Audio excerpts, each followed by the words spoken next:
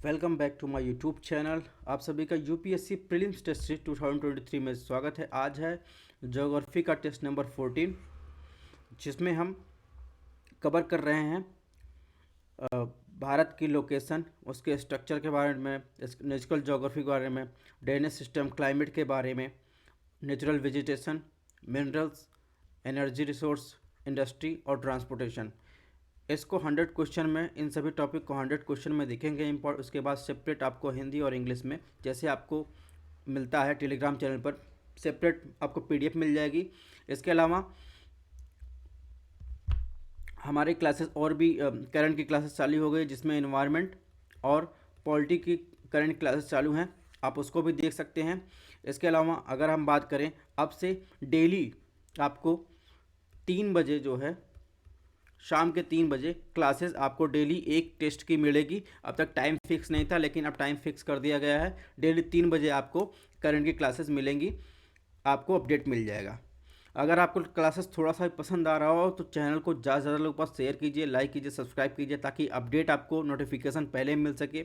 और इसके अलावा ये हमारा टेलीग्राम चैनल पर, इसको आप स्कैन करके आप ज्वाइन कर सकते हैं, या फिर स्टडी एंड आईएएस नाम से आप सर्च कर सकते हैं। जैसा कि हमने बताया, ये पार्ट 4 है और इसमें 61 से 80 क्वेश्चन हम कवर करेंगे।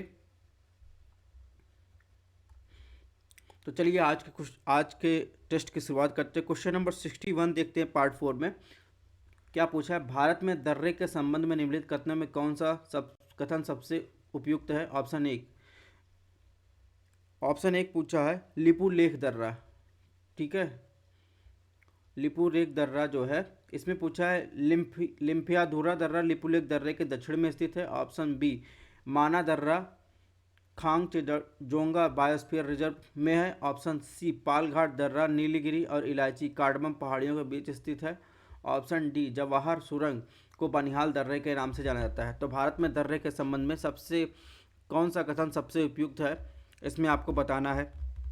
अगर बात करें लिपुलेख दर्रा का, तो लिपुलेख दर्रा भारत में देखेंगे, आपको पहले दर्रे कुछ दिखा देते हैं, लिपुलेख दर्रा की लोकेशन दिखा देते हैं। तो लिपुलेख दर्रा आपको दिखेगा भारत और तिब्बत की सीमा पर, नेपाल के ट्रांजिशन जोन पर आपको लिपुलेख दर्रा दिखेगा। ठीक है, और इसके अलावा लेकिन अगर बात करें लिम्पियाधुरा भी उत्तराखंड राज्य में स्थित है, लेकिन लिपुलेख के उत्तर में स्थित है। ठीक है, तो इस प्रकार जो है इसमें ऑप्शन एक जो है इसमें गलत हो जाएगा। ऑप्शन 2 की बात करें तो माना दर्रा जो है भारतीय राज्य उत्तराखंड नंदा देवी बायोस्फीयर रिजर्व और कंचनजंगा बायोस्फीयर रिजर्व सिक्किम में स्थित मैन एंड बायोस्फीयर प्रोग्राम के तहत एक मिश्रित विरासत स्थल है। ठीक है, इस प्रकार ये भी ऑप्शन गलत हो जाएगा। ऑप्शन 3 की बात करें तो पालघाट दर्रा केरल में स्थित है, या उत्तर में नीलगिरी और दक्षिण में अन्नामलाई पहाड़ियों के बीच स्थित है। ये भी ऑप्शन गलत हो जाएगा। ऑप्शन डी की बात करें तो इसमें जो है जम्मू कश्मीर में बनिहाल पीर पंजाल रेंज में स्थित है बनिहाल दर्रा। ठीक है, इसे जवाहर सुरंग भी कहा जाता है, यह कश्मीर घाटी को बा हिमालय से जोड़ता है। तो ये ऑप्शन सही हो जाएगा। इसके अलावा हम आपको जो है कुछ लोकेशन दे दिए हैं। तो मेजर पासेस जो है नॉर्थ में, इसके अलावा नॉर्थ ईस्ट के मेजर पासेस जो है, इसको कौन जोड़ता है, इसको आप देख लीजिएगा। इसमें हमने लोकेशन दे दिया है। इसके अलावा अगर बात करें प्रायद्वीपीय भारत के थाल घाट, भोर घाट और पाल घाट, ये मेजर पासेस हैं। ठीक है, तो थाल घाट जो है किसको, नासिक को जो है अगर देखेंगे तो मुंबई से, पाल घाट देखेंगे मुंबई को जो है पुणे से। ठीक है, इसके अलावा अगर बात करेंगे पाल घाट, यहाँ पर देखेंगे ये भोर घाट था और ये थाल घाट। इसके अलावा पाल घाट की बात करें तो पाल घाट जो है देखेंगे पलक्कर कोयम्बटूर। इसके अलावा इधर आएंगे तो एक है सेनगोत्ती गैप जो है, ये मदुरई को त्रिवेंद्रपुरम से जोड़ता है। ठीक है, ये आपको मैप दिया है, यहाँ से आप देख लीजिएगा। इसके अलावा 62 क्वेश्चन की बात किसमें क्या पूछा, निम्नलिखित कथनों पर विचार करें। ऑप्शन एक भाभर क्षेत्र तराई की तुलना में फसल की खेती के लिए अधिक उपयुक्त है। ऑप्शन 2 खादर अवसाद यानी डिपोजिशन बाढ़ के मैदान के पास जमा हो जाता है, खादर की बात कर रहा है। कौन सा कथन इसमें सही है।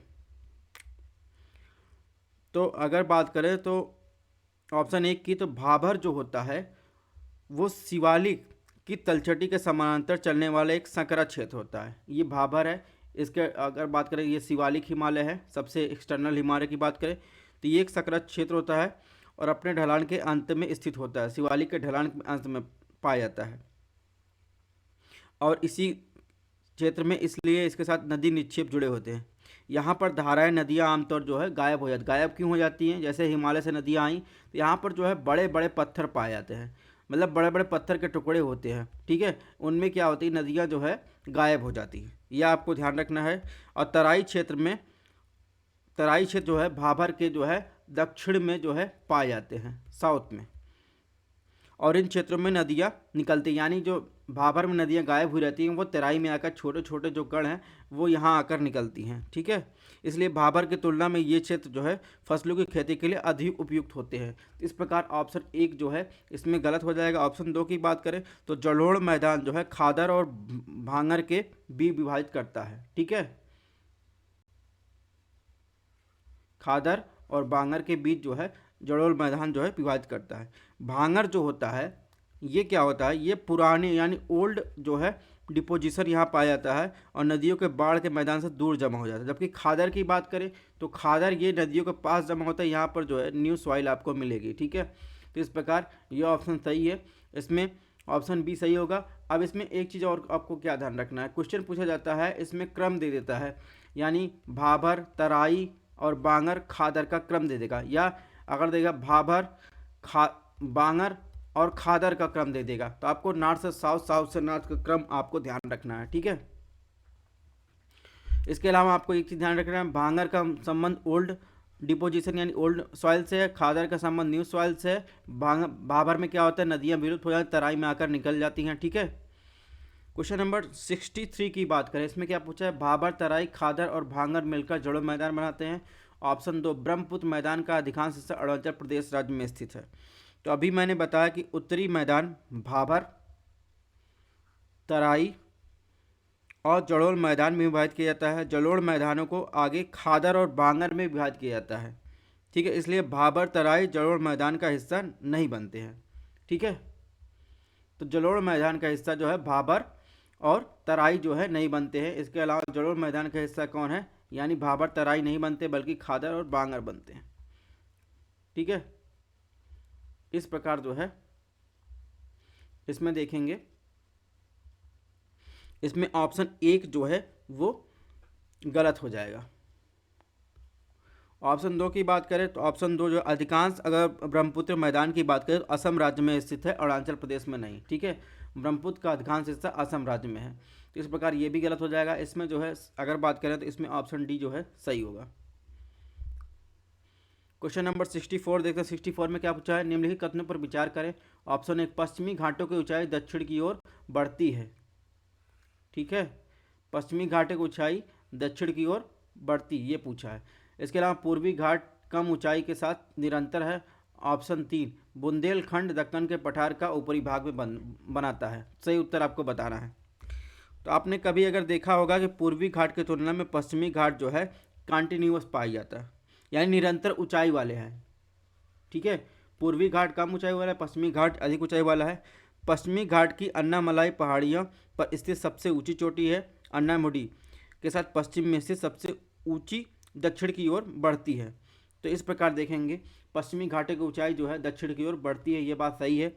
इसके अलावा ऑप्शन 2 की बात करें, पूर्वी घाट जो है पश्चिमी घाट की तुलना में जो है अधिक कटा फुटा है और कम ऊंचाई वाला है, ठीक है, निरंतर नहीं है, ये बात गलत हो जाएगी। इसके अलावा बुंदेलखंड जो है वो प्रायद्वीपीय पठार के मध्य हाईलैंड का हिस्सा है, ना कि दक्कन के पठार का, ठीक है। इस प्रकार ये भी गलत हो जाएगा, इसमें ऑप्शन 1 सही होगा।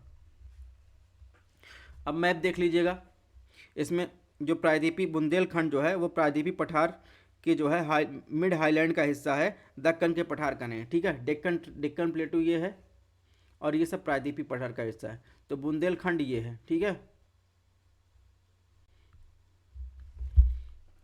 तो इसमें देखिए ये हो नीलगिरी हो गया, दोदाबेट्टा, अन्नाईमुडी, कार्डमम। इसको और अच्छे से देख लेते हैं, मैप आपको दिखा देते हैं। तो ये सारे मैप आपको दे दिए गए हैं, इसमें आप देख लीजिएगा। यानी ईस्टर्न घाट पे जो है कौन कौन सी हिल्स हैं इंपॉर्टेंट, इसका नॉर्थ से साउथ क्रम। और साउथ से नॉर्थ क्रम। इसके अलावा अगर बात करें तो वेस्टर्न घाट में कौन कौन सी रेंजेस इंपॉर्टेंट है, इसका नॉर्थ से साउथ, साउथ से नॉर्थ क्रम आप देख लीजिएगा। वेस्टर्न घाट की हाईएस्ट पीक अन्नामलाई, ठीक है।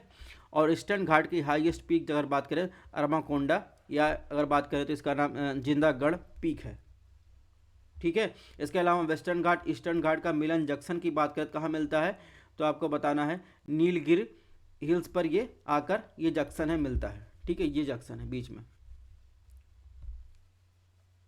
अब बात करते हैं क्वेश्चन नंबर 65 पे, निम्नलिखित कथनों पर विचार करें, इनमें से कौन सा आंसर गलत है। ऑप्शन 1, मध्य पहाड़ी इलाके की सभी नदियां विंध्य और सतपुड़ा पर्वतमाला से निकलती हैं। ऑप्शन 2, मालदा भंस मालवा पठार और सिलांग पठार के बीच विद्यमान है।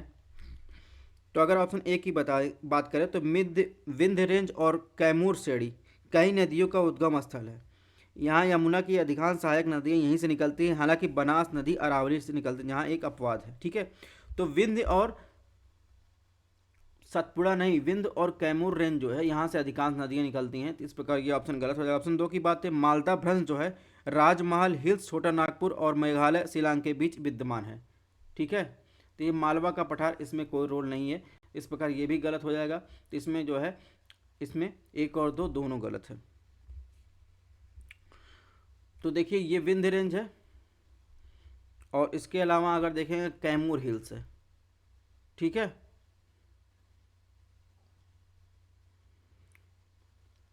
और महादेव हिल्स की सबसे ऊंची चोटी आपको मिलेगा धूपगढ़, ठीक है। तो ये जो है इनसे जो है अधिकांश नदियां जो है निकलती हैं। अब बात करते हैं क्वेश्चन नंबर 66 की, निम्नलिखित पहाड़ों पर विचार कीजिए, श्रेणियों का दक्षिण से उत्तर दिशा में व्यवस्थित करें। जो हमने अभी इसके पहले वाले मैप में बताया ऐसे ही क्वेश्चन आए हैं। हरिश्चंद्र, नल्लामल्ला, दंडकारण्य, रामगढ़, मलयगिर, गढ़जात। तो आपको बताना है साउथ से नॉर्थ क्रम में आपको ये बताना है। तो इसमें जो है अगर देखेंगे ऑप्शन सी सही होगा, ठीक है। सबसे नॉर्थ में नल्लामल्ला, इसके बाद जो है हरिश्चंद्र, फिर आएंगे इधर दंडकारण्य, फिर इसके बाद जो है मलयगिर, उसके बाद आएंगे गढ़जाट, फिर आएंगे रामगढ़, ठीक है। तो यहाँ पर चोटियों का नाम दिए गए हैं, आप यहाँ से देख लीजिएगा, ठीक है।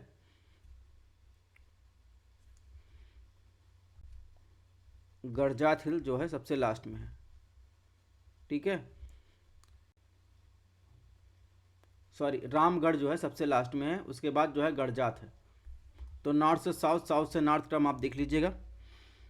अब बात करते हैं क्वेश्चन नंबर 67 की, भारतीय मरुस्थल के संदर्भ निम्नलिखित कथनों पर विचार करें। ऑप्शन 1, समुद्री निक्षेपों की अनुपस्थिति इंगित करती है कि यह प्रायद्वीपीय पठार का एक भाग था। ऑप्शन 2, यह क्षेत्र उत्तरी और दक्षिणी भागों में विपरीत ढलानों को दर्शाता है। सही उत्तर आपको चूज करना है। ऑप्शन 1 की बात करें तो अगर बात करें अटकल में एक जीवाश्म लकड़ी के जीवाश्म पार्क और ब्रह्मसर जैसलमेर के समुद्री डिपोजिशंस की उपस्थिति इंगित करती है कि यह क्षेत्र समुद्र के नीचे डूबा हुआ था और समुद्री डिपोजिशन शामिल थे। इस क्षेत्र में अंतर्निहित चट्टानें प्रायद्वीपीय पठार के विस्तार के रूप में दिखाई देती हैं, ठीक है। अनुपस्थित नहीं, उपस्थित, तो इस प्रकार ये ऑप्शन गलत हो जाएगा। ऑप्शन 2 की बात करें तो ये बात जो है सही, यानी यह क्षेत्र उत्तरी और दक्षिणी भागों में विपरीत ढलानों को दर्शाता है। यानी रेगिस्तान का क्षेत्र का उत्तरी भाग जो है सिंध की ओर झुका हुआ, जबकि दक्षिणी भाग गुजरात के कच्छ की ढलान की ओर जो है झुका हुआ है, इसलिए विपरीत ढलान है। इस प्रकार इसमें जो है ऑप्शन बी जो है सही होगा। क्वेश्चन नंबर 68 में क्या पूछा है, भारतीय तटों के संदर्भ में पूछा है। इसमें ऑप्शन 1, प्राकृतिक जहाज आश्रय यानी हार्बर यानी नेचुरल हार्बर और बंदरगाह उभरते तटों की विशेषता है। ऑप्शन 2, भारत के सभी राज्यों के शासित प्रदेशों में गुजरात की समुद्र तट की रेखा सबसे अधिक है। ऑप्शन 3, उत्तरी सरकार यानी ईस्टर्न घाट की बात कर रहा है, सब महानदी और कृष्णा के बीच का एक क्षेत्र है। सही उत्तर आपको बताना है। अगर इसमें ऑप्शन 1 की बात करें तो भारत के पश्चिमी घाट जलमग्न तटों का उदाहरण है। जलमग्न तटों के साथ प्राकृतिक आश्रय स्थल यानी नेचुरल आपको बंदरगाह जो है आपको बने बनाए मिल जाएंगे, जैसे कांडला, मंगलौर, कोचीन, मोरगोवा, जवाहरलाल नेहरू यानी JNPT आज जो है नेचुरल बंदरगाह के उदाहरण हैं, ठीक है। यानी पश्चिमी घाट जो है प्राकृतिक रूप से जो है ऊंचा है, इसलिए जो है वहाँ पर नेचुरल आपको बंदरगाह मिलेंगे। इस प्रकार ये ऑप्शन गलत हो जाएगा। ऑप्शन 2 की बात करें तो मुख्य भूमि वाले राज्यों में गुजरात तटरेखा सबसे अधिक है। यदि केंद्र शासित प्रदेशों पर विचार किया जाए तो अंडमान निकोबार द्वीप समूह सबसे अधिकतम तटरेखा है। ठीक है, तो इस प्रकार जो है यानी सभी राज्यों केंद्र शासित प्रदेशों की, गुजरात नहीं, अगर राज्यों की बात की जाए तो गुजरात, केंद्र शासित प्रदेशों की बात की जाए तो अंडमान निकोबार। ठीक है, ऑप्शन 3 की बात करें, ऑप्शन 3 सही, यानी उत्तरी सर्कल जो है इधर अगर बात करेंगे तो इधर महानदी डेल्टा, इधर कृष्णा डेल्टा, उसके बीच के क्या कहते हैं, उत्तरी सर्कल कहते हैं। तो ये ऑप्शन जो है यानी ऑप्शन 3 जो है इसमें सही है। क्वेश्चन नंबर 69 की बात करते हैं। 69 में क्या पूछा है, निम्नलिखित कथनों में कौन सा कथन भारत के द्वीपों के संबंध सबसे उपयुक्त है। ऑप्शन ए, लक्षद्वीप का पूरा द्वीप 12 डिग्री चैनल में स्थित नीचे स्थित है। ऑप्शन बी, डंकन गलियारा यानी पासेज स्वराज द्वीप और शहीद द्वीप के बीच स्थित है। ऑप्शन सी, अगत्य द्वीप राजधानी कावारत्ती के उत्तर में स्थित है। ऑप्शन डी, अंडमान की सबसे ऊंची चोटी सैडल पीक दक्षिणी अंडमान में स्थित है। जिसमें बताना सबसे उपयुक्त कौन सा है।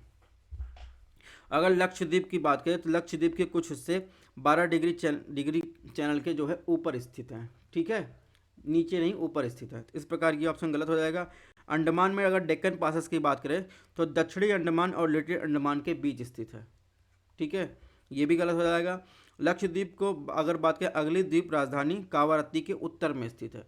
तो ये बात जो है सही हो जाएगी। और इसके अलावा सैडल पीक की बात करें, अंडमान की सबसे ऊंची चोटी है, जो अगर बात करें तो ये साउथ अंडमान में नहीं, नॉर्थ अंडमान में है। इस प्रकार इसमें ऑप्शन सी जो है सही हो जाएगा।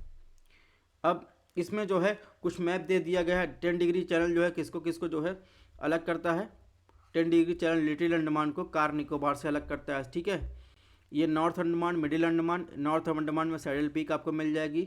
ठीक है, पोर्ट ब्लेयर कहाँ है, ये आपको जो है लोअर अंडमान में स्थित है। ठीक है,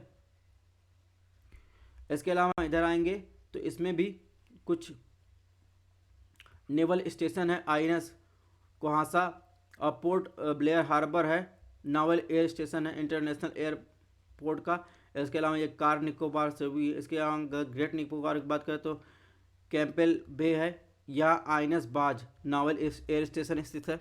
ठीक है, क्वेश्चन नंबर 70 की बात करें, अंडमान निकोबार द्वीप समूह के संबंध निम्नलिखित कथनों पर विचार कीजिए। कौन सा उत्तर सही है। ऑप्शन 1, ये द्वीप अराकान योमा श्रेणी का विस्तार है। ऑप्शन 2, अंडमान में नारकोंडम द्वीप एक सुषुप्त ज्वालामुखी। ऑप्शन 3, माउंट थुलियर निकोबार द्वीप समूह की सबसे ऊंची चोटी है।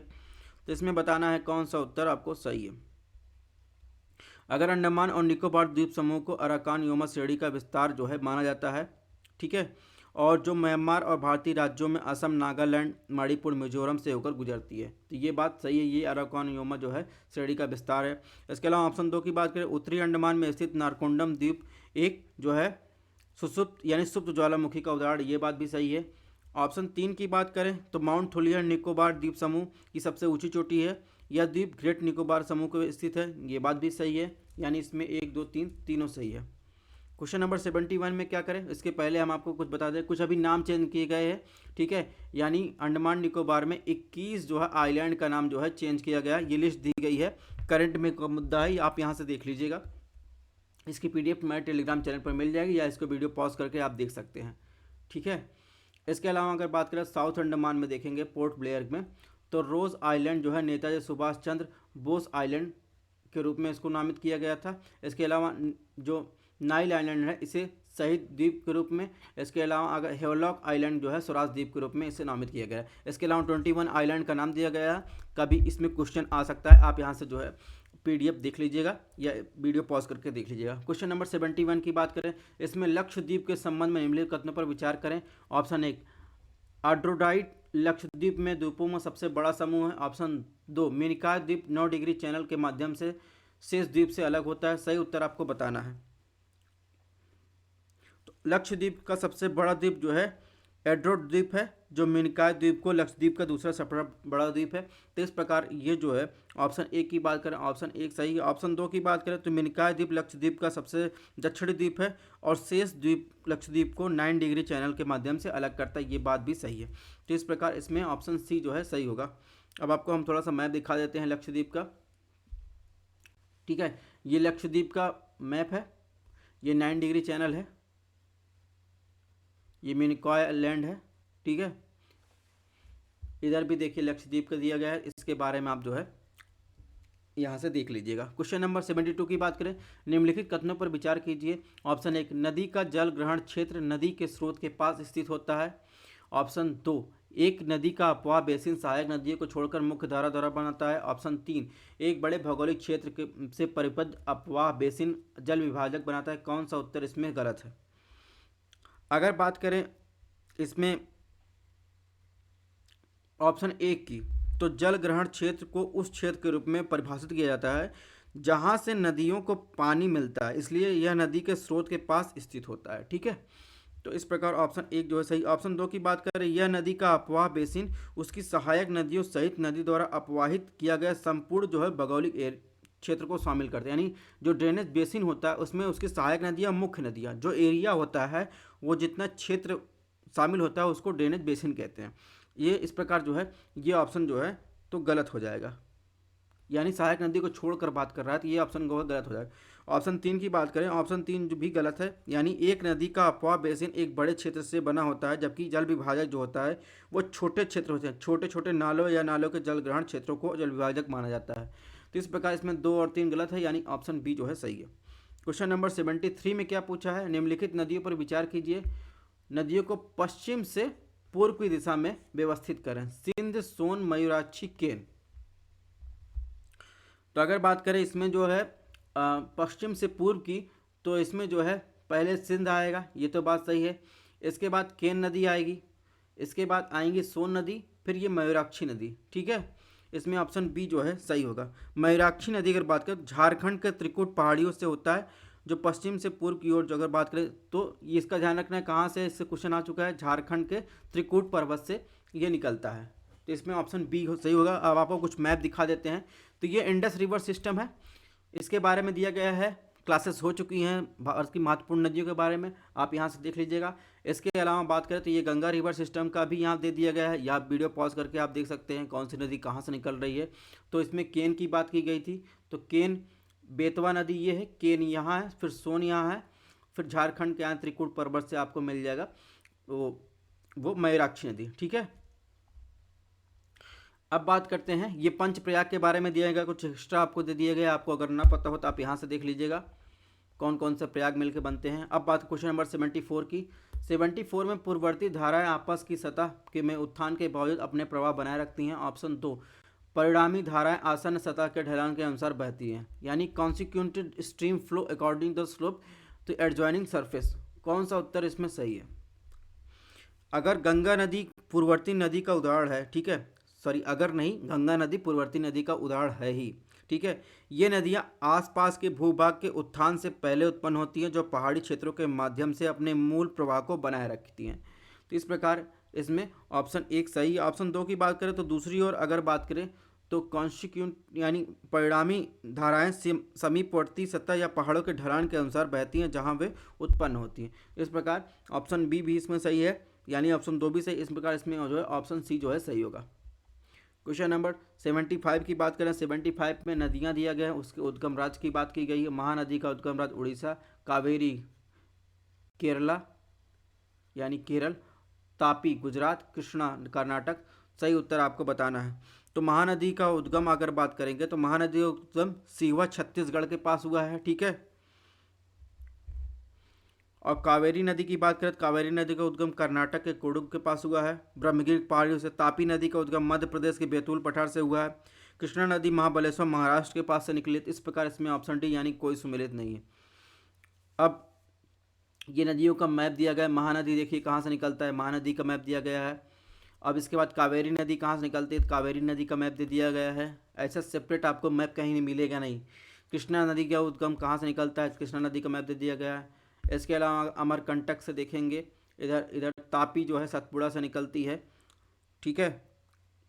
तापी मध्य प्रदेश के बैतूल से महाराष्ट्र, मध्य प्रदेश, गुजरात के होकर बहती है, इसका भी दे दिया गया है। नर्मदा जो है ये जो है विंध्य और सतपुड़ा के बीच वो बहती है। इसके अलावा तापी के बारे में एक और है कि तापी जो है प्रायद्वीपी जो है भारत की सीमा बनाती है, ठीक है, प्रायद्वीपी भारत की। तापी नदी के दक्षिण में प्रायद्वीपी भारत स्टार्ट हो जाता है। यानी दक्कन का पठार जो इसका भाग है प्रायद्वीपीय भारत का। क्वेश्चन नंबर 76 की बात करें, इसमें क्या पूछा, निम्नलिखित कथनों पर विचार कीजिए। ऑप्शन एक है, गोदावरी नदी भारत के 5 राज्यों में प्रवाहित होती है और मांडवी नदी डेल्टा का निर्माण के लिए जानी जाती है। तो आपको अगर पता होगा मांडवी नदी कहाँ है तो आप ये उत्तर बता लेंगे। मांडवी नदी कहाँ है, जिसे महादाई कर्नाटक के भीमगढ़ से निकलती है और गोवा महाराष्ट्र के बीच जो है कर्नाटक राज्य से होकर गुजरती है। तो अगर पश्चिम की ओर बह रही कोई नदी तो वो डेल्टा कहाँ बनाएगी, वो एस्चुरी बनाती है, यानी सीधे जो है नदी में जाकर नहीं मिलती बल्कि वो एक ढलान से गिरती है, थोड़ी दूर बहती है, फिर जाकर वो समुद्र में मिलती है। ठीक है, यानी एस्चुरी जो है डायरेक्ट जो है नदी में नहीं मिलती है। एक सेकंड। तो इस प्रकार इसमें ऑप्शन एक जो है वो गलत हो जाएगा, सॉरी ऑप्शन दो जो है इसमें गलत हो जाएगा, यानी मांडवी जो है डेल्टा नहीं। गोदावरी नदी की बात कर रहा है तो गोदावरी नदी जो है 5 राज्यों से होती है, ये बात सही है, यानी 5 राज्यों में महाराष्ट्र, मध्य प्रदेश, छत्तीसगढ़, उड़ीसा, आंध्र प्रदेश। तो इस प्रकार इसमें ऑप्शन एक सही होगा। अब आपको मैप दिखा देते हैं। तो ये गोदावरी नदी है, तो ये 5 राज्यों से होकर गह रही है। इसके अलावा आपको दिखा देते हैं मैप, मांडवी नदी इधर देखिए, मांडवी नदी है, और एक जुआरी नदी भी, ये भी जो है यहीं से बहकर गोवा में बहती है। ठीक है, और नदियाँ दी गई हैं, इसको आप जो है वीडियो पॉज करके देख लीजिए। क्वेश्चन नंबर 77 की बात करें तो वमसधारा नदीमुख बनाने वाली पश्चिमी की ओर बहने वाली नदी है। ऑप्शन दो, आंध्र प्रदेश, कर्नाटक, केरल पेन्नार नदी की ओर प्रवाह अफवाह बेसिन का निर्माण करता है। कौन सा उत्तर गलत है? अगर बात करें वामसधारा पूर्व की ओर बहने वाली नदी जो उड़ीसा से निकलती है और उड़ीसा को और आंध्र प्रदेश रास्ते होकर गुजरती है, इस प्रकार ऑप्शन एक गलत हो जाएगा। ऑप्शन दो की बात करें, पेन्नार एक पूर्व की ओर बहने वाली नदी है और जो कर्नाटक में नदी पहाड़ियों से निकलती है, यहाँ कर्नाटक आंध्र प्रदेश राज्य से होकर गुजरती है, ये भी गलत हो जाएगा। तो इसमें गलत हो जाएगा एक और दो। अभी मैंने बताया तो पेन्नार नदी की बात की ना, पेन्नार नदी आपको दिखा देते हैं।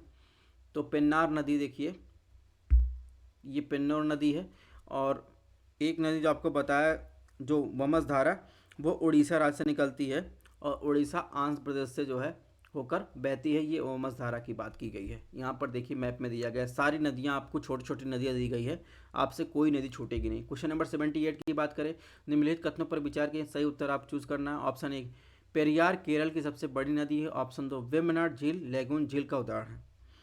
तो अगर बात करें, भरतपुजा केरल राज्य की सबसे बड़ी नदी है, जबकि पेरियार दूसरी सबसे बड़ी नदी है। भरतपुजा अन्नामलाई पहाड़ियों के पास से निकलती है, केरल और तमिलनाडु राज्यों से होकर गुजरती है, यानी पेरियार सेकंड है, भरतपुजा फर्स्ट है। वेम्बनाड झील जो है ये लेगून झील है, यानी केरल की सबसे बड़ी झील है, भारत की सबसे लंबी और केरल की सबसे बड़ी झील है। ठीक है, यानी सुंदरवन के बाद वेम्बनाड कोल आर्द्रभूमि भारत का दूसरा सबसे बड़ा स्थल है।